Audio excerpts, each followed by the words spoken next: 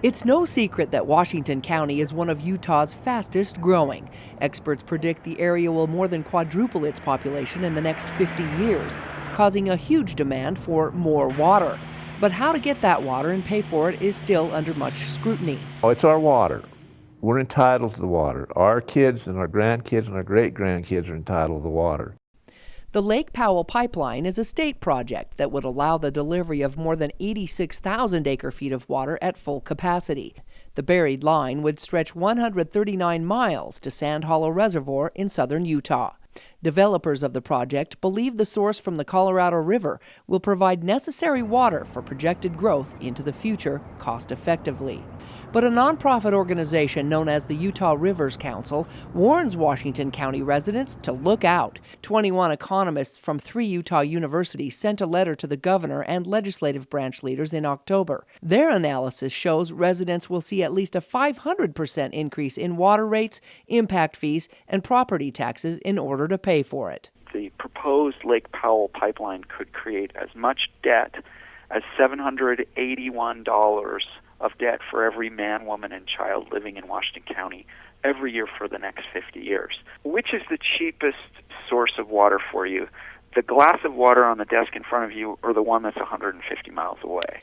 But Thompson said the analysis is flawed because it uses current population data and doesn't take into account the federal payback model at a lower interest rate.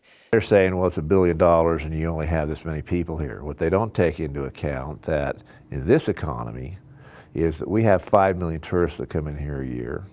We have a 30% population increase that don't live here full time that comes in the winter. So our economy is different than a lot of places. For Ron to claim that the economists have not forecast population growth and the increase in revenues from growth into their model indicates that Ron either didn't read or didn't understand the economic analysis.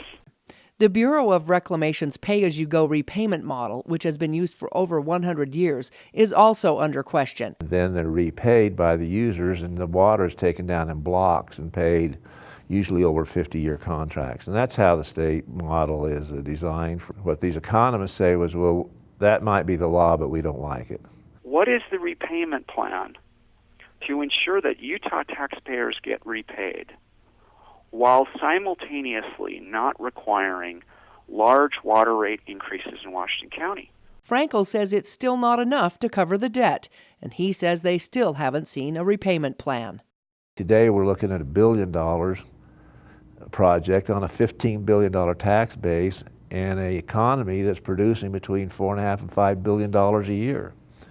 So, you know, when people say we can't pay for it, I don't think they understand the economy. The residents of Washington County are actually paying more in property taxes for their water than they are in water rates. They don't have a fiscally conservative pricing policy.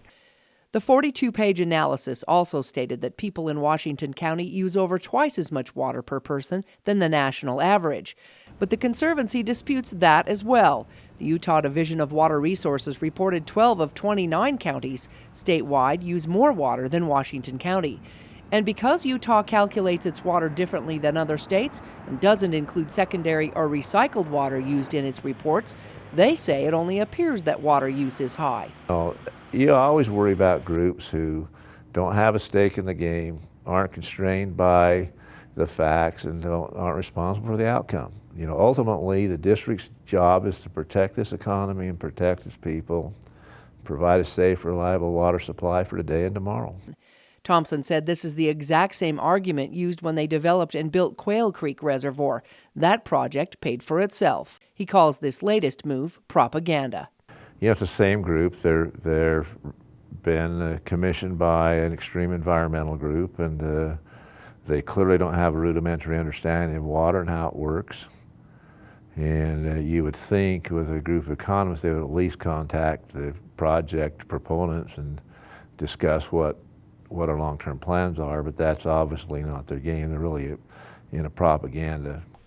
We, the taxpayer, deserve to have all of the information put in front of us before we decide whether to pay water rates and impact fees and property taxes for this project, and whether we should issue billions of dollars of debt. There is no secret repayment plan.